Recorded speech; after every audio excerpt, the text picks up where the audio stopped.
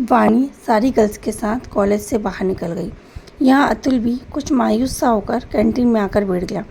जैसे ही अतुल कैंटीन में आया, कॉलेज के सारे लड़के अतुल से कहने लगे, क्या बात है भाई, आज कुछ परेशान दिख रहे हो, कुछ हुआ क्या? अतुल ने कहा, कुछ भी नहीं। यह कहकर अतुल थोड़ा सा उदास होकर बैठा हुआ था। आज अतुल का एक अलग ही रूप सारे लड़कों को देखने को मिला। तभी सिद्धार्थ पीछे से दौड़ता हुआ आया और कहने लगा, भाई ये सब क्या है, ये मैंने क्या देखा? अतुल कुछ नहीं बोला। सारे लड़कों ने कहा, क्या हुआ, क्या देखा भाई तूने? सिद्धार्थ ने कहा, भाई आपने गर्ल्स से माफ़ी मांगी, उन्हें सॉरी कहा और आपने उनसे बात की। यह सुनकर सारे लड़के ज़ोर ज़ोर से हंसने लगे और बोले, क्या तुझे शर्म नहीं आ रही कि तू क्या बोल रहा है? तुझे समझ भी आ रहा है? तू भाई के सामने ऐसी बात बोल रहा है? आज तूने सुबह सुबह ड्रिंक तो नहीं कर ली ना? तू बोल क्या रहा है? तू कहीं सपने में तो नहीं है? तो सिद्धार्थ ने कहा, अरे भाई मैं सच बोल रहा हूँ, पूछ लो भले तुम अतुल भाई से। अतुल चुपचाप बैठा रहा। तो सभी लड़कों ने उसकी खामोशी को समझ लिया कि सच में अतुल ने गलती से माफ़ी मांगी। सारे बॉयज़ उसके आसपास बैठ गए और पूछने लगे कि क्या हुआ भाई, आपने गलती से माफ़ी क्यों मांगी? क्या बात है, इसमें आपका कुछ और चाल है या फिर सच में? मुझे तो कुछ समझ में नहीं आ रहा। यह कहकर सारे लड़के अतुल की तरफ देखने लगे। अतुल ने कुछ नहीं कहा।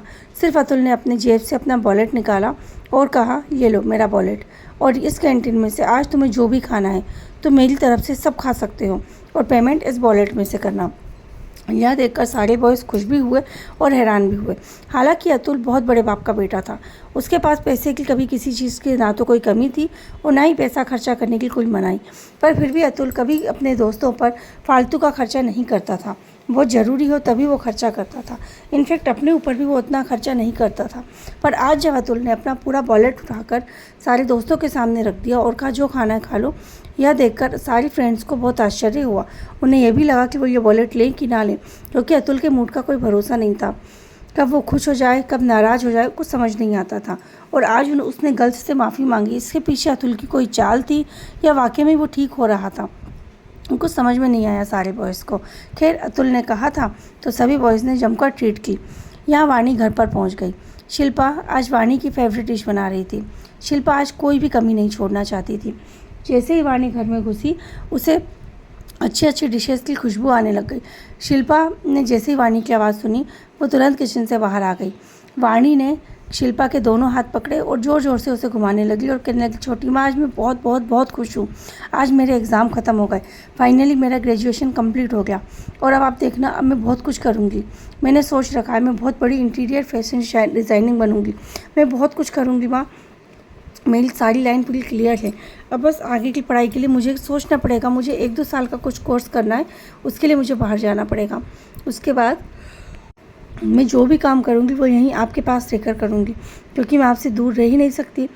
यह कहकर शिल्पा को उसने गले लगा लिया। शिल्पा की आंखों में आंसू आ गए। शिल्पा की आंखों में आंसू देखकर वाणी ने कहा, क्या बात है, आप खुश नहीं हो? शिल्पा ने कहा, कैसी बात कर रही है? बच्चों की कामयाबी से माँ बाप खुश नहीं होंगे तो क्या होगा? पर बस दुख इस बात का है कि तू हमसे दूर चली जाएगी। वाणी ने कहा, कैसी बात कर रही छोटी माँ, बस 1-आध साल का तो कोर्स है, उसके बाद तो मैं हमेशा आपके पास रहूँगी। शिल्पा ने वाणी का हाथ पकड़ा और अपने पास उसे बैठा लिया और उसके माथे को चूमते हुए कहा कि वाणी, तू समझ नहीं रही मैं क्या कहना चाहती हूँ। बेटा, तुझे पता है ना, लड़कियाँ जब बड़ी होती हैं तो माँ को खुशी भी होती है और दुख भी होता है। खुशी इस बात की कि उनके बच्चे बड़े हो रहे हैं, सक्सेस हो रहे हैं, उनके फ्रेंड्स बन रहे हैं। पर दुख इस बात का होता है कि बहुत ही जल्द उनकी शादी हो जाएगी और वो हमें छोड़कर चली जाएंगी। यह सुनकर वाणी ज़ोर ज़ोर से हंसने लगी और कहने लगी, क्या छोटी माँ, आप भी? मैं कभी ना तो शादी करूँगी और ना आपको छोड़कर जाऊँगी।